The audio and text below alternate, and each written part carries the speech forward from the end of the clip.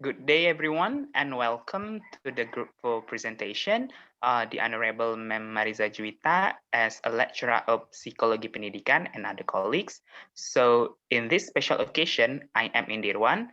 I will conduct this presentation on pengelolaan kelas. Anyway, before we start this presentation, I will introduce the members of my group first. So, I am Indirwan, and my student number is A1B219-101, and my colleagues. My name is Aura Salsana Mureta. My student number is A1B21998. And my friend? My name is Putri Melisa Lubis. My student number is A1B2190999.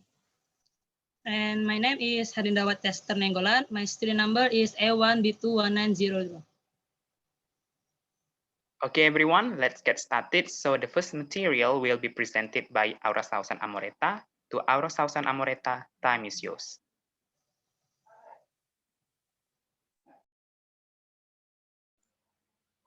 Okay, I want to explain definition of lesson planning. Lesson plan is a detailed step-by-step guide that outlines the teacher objective for what the students will accomplish during the course of the lesson and how they will learn it. Creating a lesson plan involves setting goals, developing activities, and determining the materials that you will use. A daily lesson plan is developed by a teacher to get class learning. Details will vary depending on the preference of the teacher, subject being covered, and the needs of the students. There may be requirements mandated by the school system regarding the plan. A lesson plan is the teacher guide for running a particular lesson, and it includes the goal and uh, what the students are supposed to learn, and then the how to goal will be reached or are the method include the method uh, and to learn. And then how to goal will be and a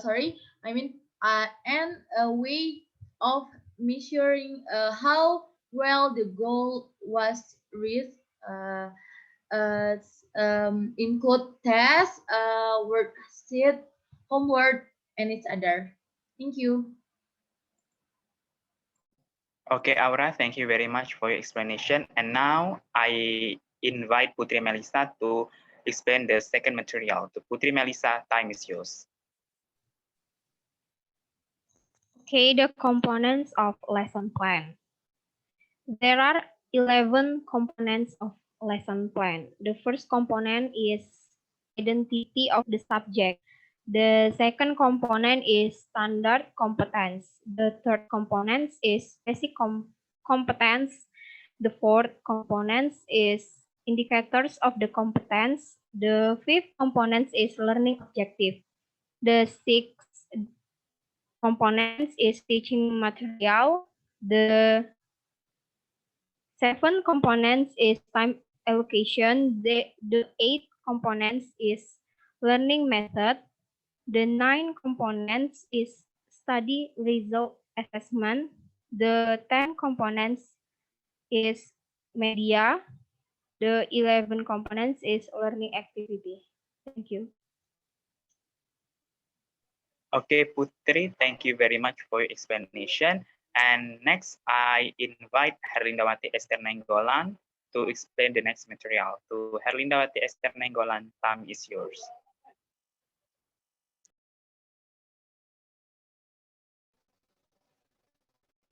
Okay. The next material about plan for lesson planning. In this material, we will discuss 4 things. First, the elements to note in the preparation of lesson planning. Second, steps to lesson planning according to Permendiknas number 14 of 2007. Third, guidelines on the principle of lesson planning development. And last, principle of lesson planning preparation. Next, Ra.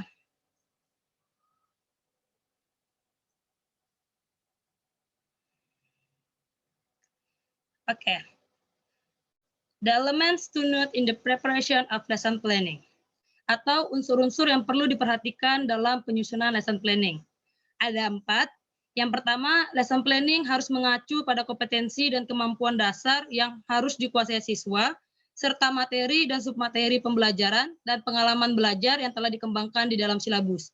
Yang kedua, menggunakan berbagai pendekatan yang sesuai dengan materi yang memberikan kecakapan hidup atau life skill sesuai dengan permasalahan dan lingkungan sehari-hari.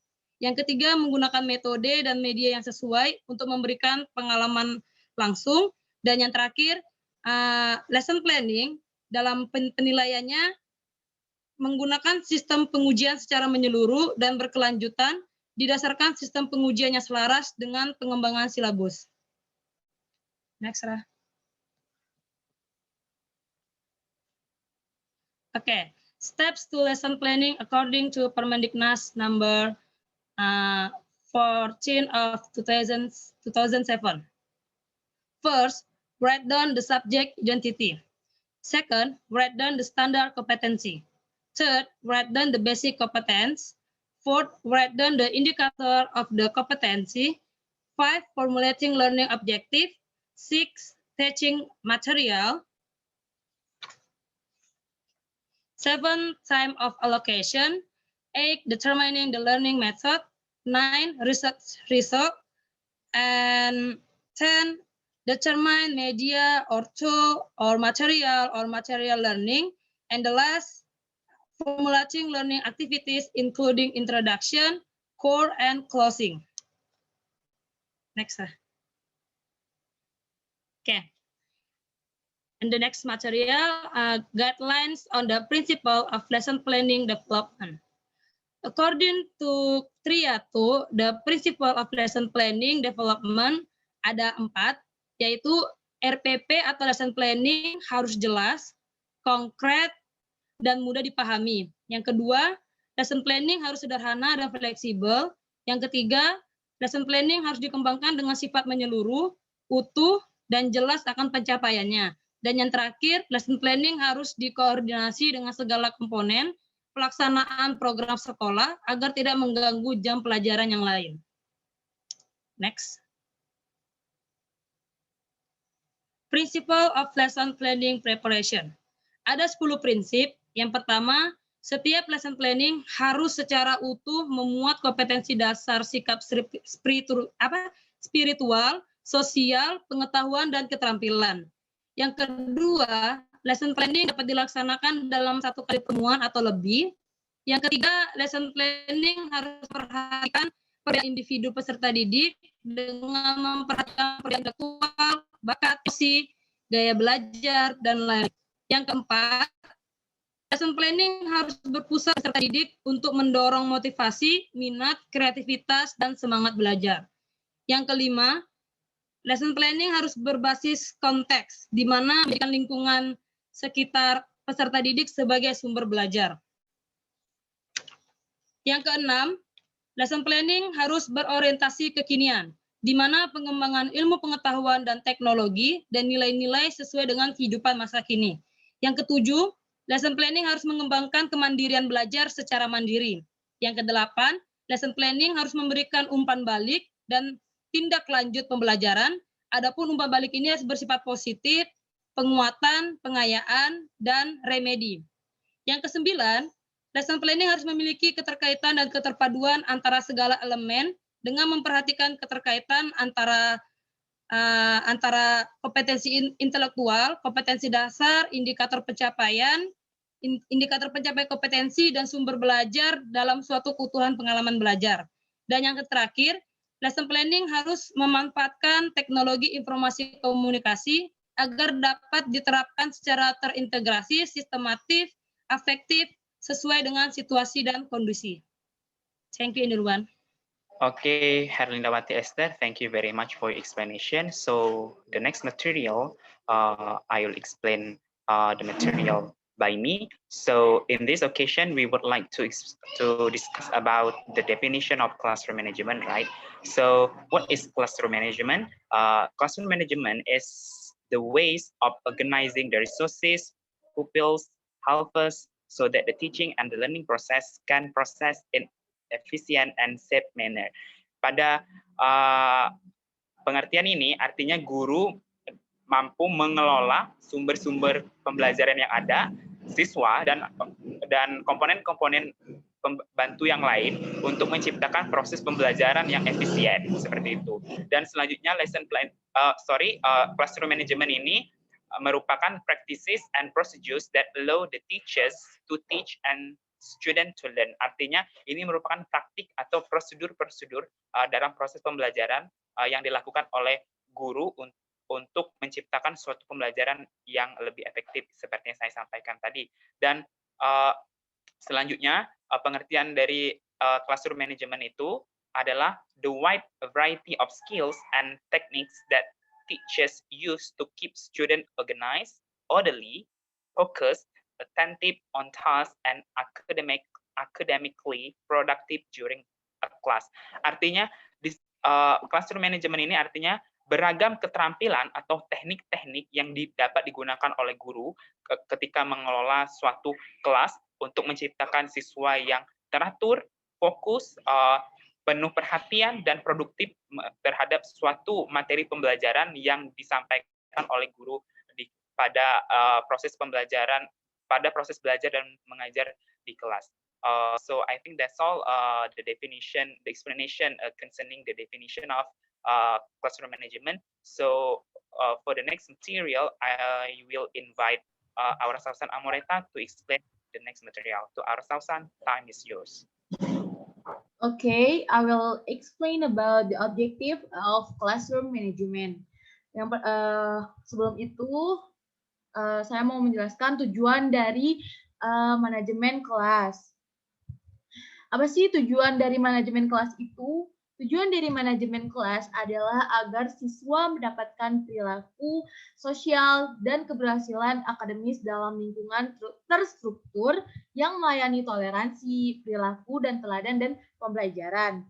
Manajemen kelas yang efektif berarti menerapkan strategi yang menciptakan lingkungan belajar yang aman, adil, dan berbasis aturan bagi anak-anak untuk berkembang. Mendorong dan membantu siswa untuk memahami prosedur dan harapan guru dan kelas melalui penguatan positif, harapan dan disiplin yang tinggi, menanamkan kemandirian dan meningkatkan pertumbuhan siswa. There are four, I think this example from of classroom management. And this first is structure or preparedness, yaitu struktur dan kesiagapan. Tujuan dan hasil dari ruang kelas yang dikelola dengan baik adalah struktur. Guru menyediakan struktur dengan membuat dan mematuhi jadwal, merencanakan kurikulum dan kegiatan penyuluhan, serta menunjukkan kesiapan saya. Siswa mencontohkan perilaku dan pekerjaan setelah guru sehingga menjadi teladan tanggung jawab, kebanggaan, bahasa yang sesuai dan harapan yang tinggi membantu siswa melakukan hal yang sama.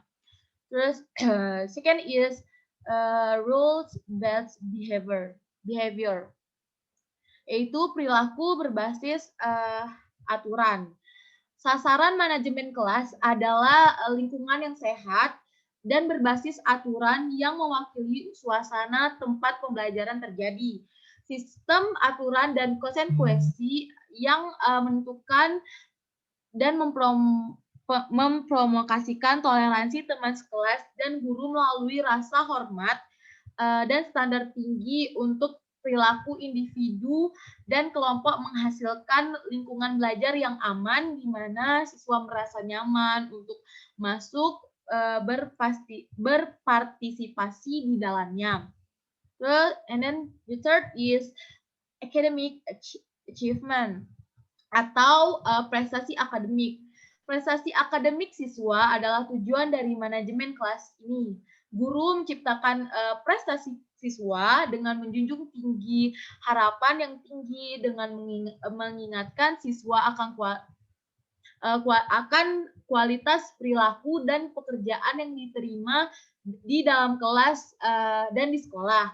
Hal ini terjadi melalui dorongan terus-menerus, tekanan teman sebayanya yang positif, dan juga kepatuhan pada aturan dan model. Konferensi dengan siswa dan orang tua secara teratur, menyediakan komunikasi dan forum untuk menegaskan ekspektasi. And then the last but not least is effective or differentiate instruction atau instruksi yang efektif dan berbeda. Manajemen kelas mencapai tujuan guru yang melayani masing-masing siswa dengan menyediakan berbagai jenis modalitas bagi anak-anak untuk memperoleh dan menerapkan pengetahuan. Ruang kelas yang melibatkan siswa dalam belajar dan mengikuti prosedur menawarkan lebih banyak kesempatan bagi guru untuk menerapkan pengajaran yang efektif melalui kegiatan pembelajaran berdasarkan pengalaman dan instruksi yang dibedakan kepada siswa secara satu-satu dalam kelompok kecil. Seorang pendidik dapat mempercayakan kelas yang dikelolanya dengan baik untuk mengikuti prosedur dan arahan sementara dia memenuhi berbagai kebutuhan dan tingkat kemampuan siswa. Thank you. Okay, Aura, thank you very much for your explanation. So for the next material will be explained by Putri Melissa. To Putri Melissa, time is yours. Okay, the components of classroom management. Classroom management focuses on three major components, such as the first, conduct management. Conduct management adalah upaya untuk mengatasi dan menyelesaikan masalah disiplin di kelas. The second component is covenant management. Kelompok yang ada di dalam kelas dianggap sebagai sistem sosial yang memiliki ciri-ciri tersendiri yang harus diperhitungkan oleh guru ketika mengelola hubungan interpersonal di dalam kelas. The third component is content management. Content management berisi ruang, bahan, peralatan, pergerakan orang, dan pelajaran yang merupakan bagian dari kurikulum atau program studi. Thank you. Okay, Putri, thank you very much for your explanation. So the next material will be explained by Herlindawati Esther Nenggolan. To Herlindawati Esther Nenggolan, time is yours.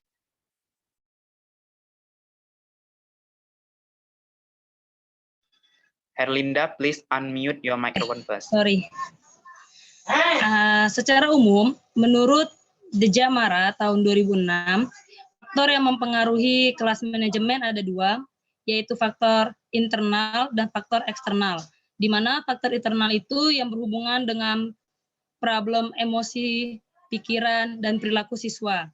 Dan faktor eksternal yang berhubungan dengan problem suasana lingkungan belajar, penempatan siswa, pengelompokan siswa, tempat duduk siswa, jumlah siswa, dan sebagainya.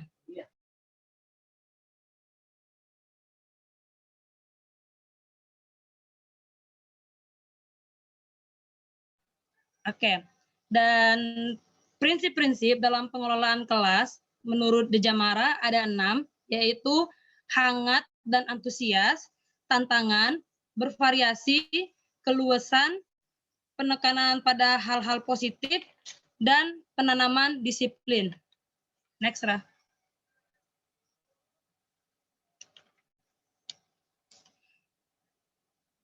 Classroom Management Approach.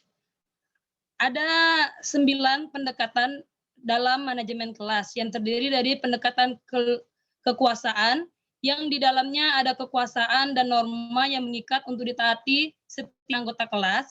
Yang kedua, pendekatan ancaman. Dari pendekatan ini, pengelolaan kelas sebagai suatu proses untuk mengontrol tingkah laku anak didik.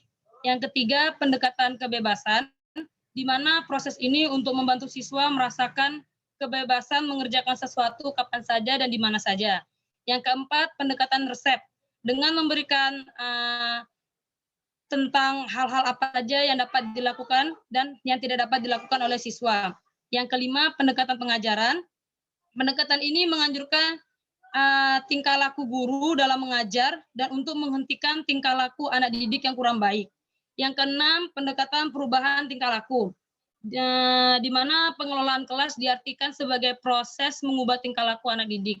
Yang ketujuh, pendekatan sosio-emosional, di mana pendekatan ini untuk menciptakan hubungan guru dengan siswa yang positif, sikap saling mengerti dan mengayomi.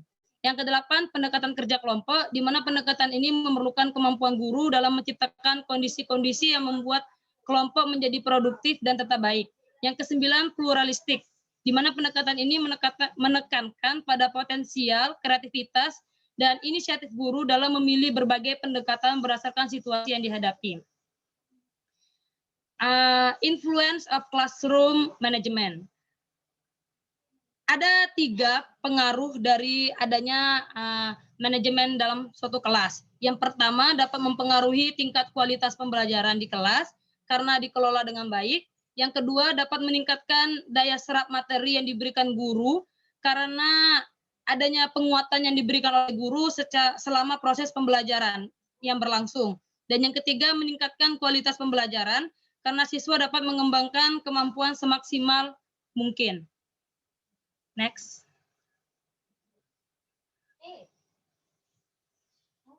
Okay. The role of the teacher. Menurut Kemendikbud, ada 12 peran guru, yaitu pertama guru sebagai organisator, kedua guru sebagai demonstrator, ketiga guru sebagai pengelola kelas, keempat guru sebagai fasilitator, kelima guru sebagai mediator, keenam guru sebagai motivator, ketujuh guru sebagai inspirator, kedelapan guru sebagai klimator, kesembilan guru sebagai informator, kesepuluh guru sebagai inisiator, ke-11 guru sebagai kulminator, dan yang terakhir guru sebagai evaluator. Thank you, Inderwan. Okay, Herlindawati, thank you very much for your explanation. So the last material will be explained by me. So the last material is talking about how to arrange the lesson planning well. So lesson planning yang baik itu adalah lesson planning yang terintegrasi dengan 3 komponen utama yang telah disebutkan oleh rekan-rekan saya tadi. Yang pertama itu adalah learning objectives, learning activities, and assessment to check for students' understanding. There are 3 phases that the teachers should consider in designing the lesson plan. You can see the phases in the slide. The first is before the class, the second is during the class, and the third is after the class. Okay, now we are going to talk about before the class first.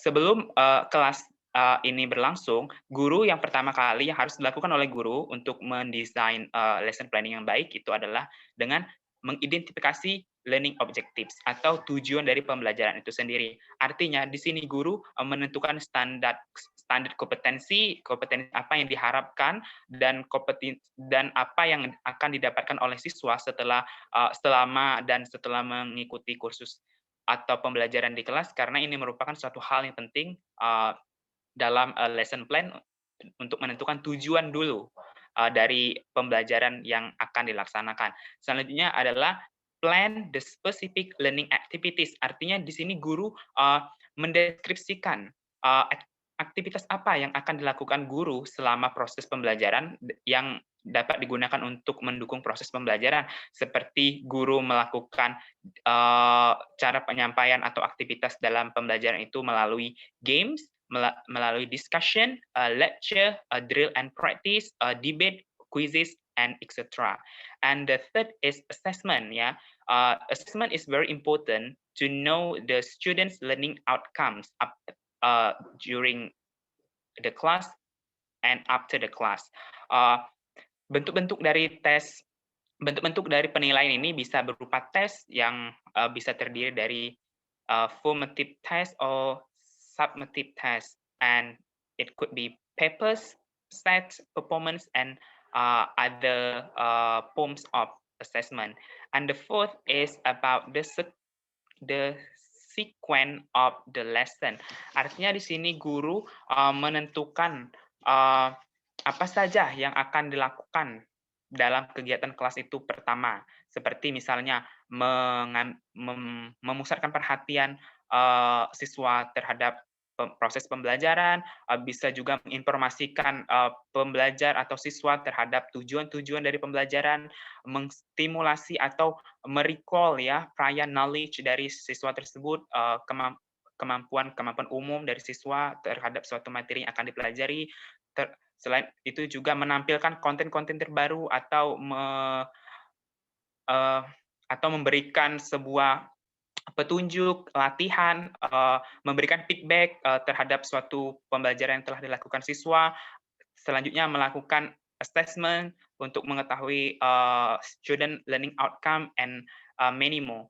Dan selanjutnya itu ada create a realistic time. Artinya dalam melakukan pembelajaran di kelas, guru harus mendeskripsikan estimasi dari setiap kegiatan yang dilakukan, sehingga for example, contohnya kelas itu ada 3 jam seperti itu. Untuk pelajaran bahasa Inggris ya 2 jam saja kita ambil. Guru di situ membuka proses pembelajaran, menyampaikan materi sampai memberikan kesimpulan itu harus diestimasikan waktunya dengan detail dalam lesson plan. Dan yang terakhir pada proses before the class yaitu adalah plan for a lesson closure. Artinya menutup pembelajaran dengan menekankan poin-poin penting dari pembelajaran tersebut. Artinya di sini guru bisa menyimpulkan materi-materi yang dipelajari yang telah dipelajari pada suatu waktu seperti itu. Dan selanjutnya ada di fase kedua yaitu ada during the class. Pada proses pembelajaran di kelas ini, guru bisa memberitahukan kepada siswa tentang apa yang akan dipelajari. Selain itu, melibatkan siswa dalam kegiatan belajar. Artinya di sini guru tidak membatasi siswa dalam proses pembelajaran.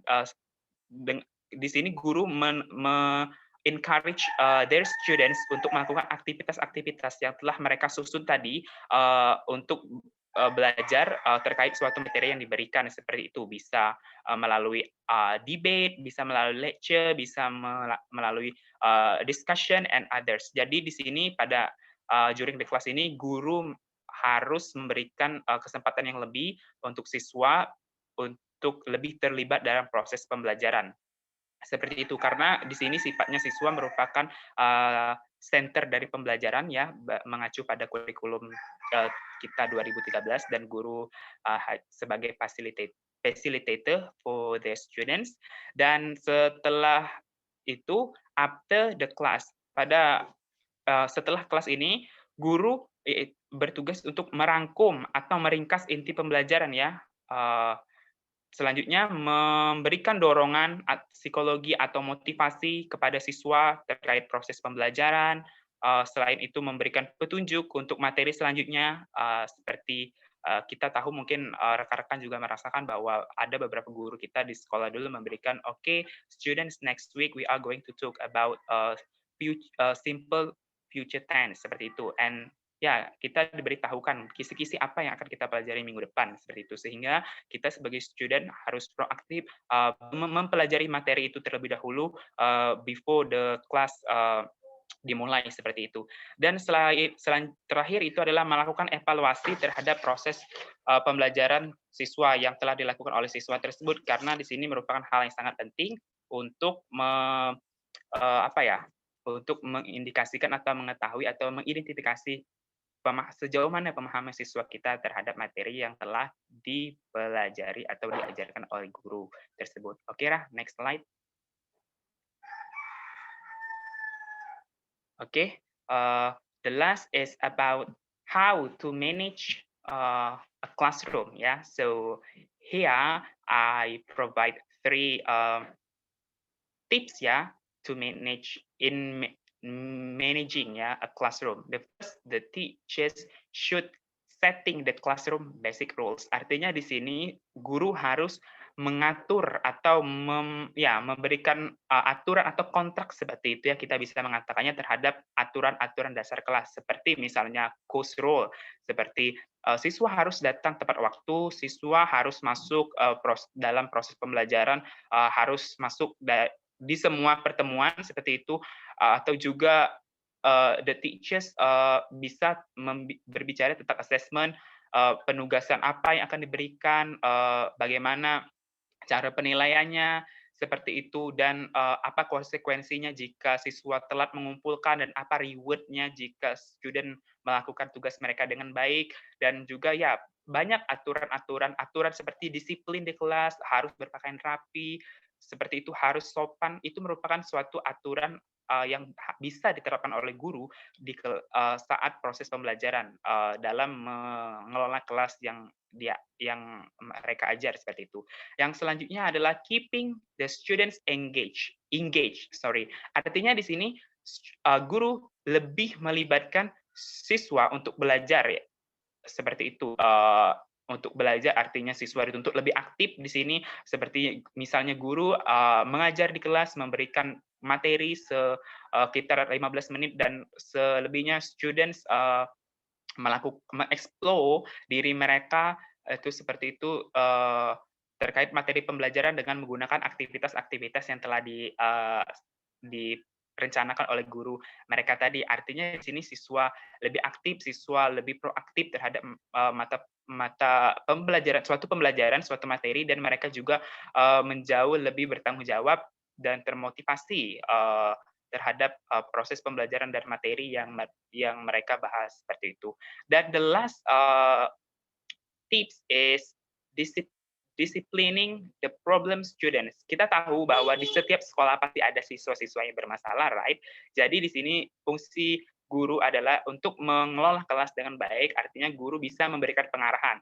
Misalnya ada satu siswa who didn't submit his or her assignment, ya, ada satu orang siswa yang tidak mengerjakan tugasnya.